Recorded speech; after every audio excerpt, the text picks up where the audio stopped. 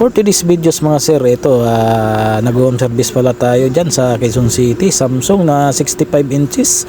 Ang issue, no power. Ang salarin is mylar. Pumutok po. Yan. Pag pumutok ang mylar mga sir, obligado shorted din ang MOSFET. Ayan no. Ayan yung sira. MOSFET, diode, tsaka mylar. Ayan. Putok din ang dyan, fuse.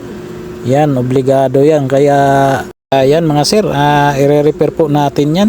Ayan, followers pala natin si ma'am. Ayan, naka-subscribes na siya at naka-follow na rin sa natin page.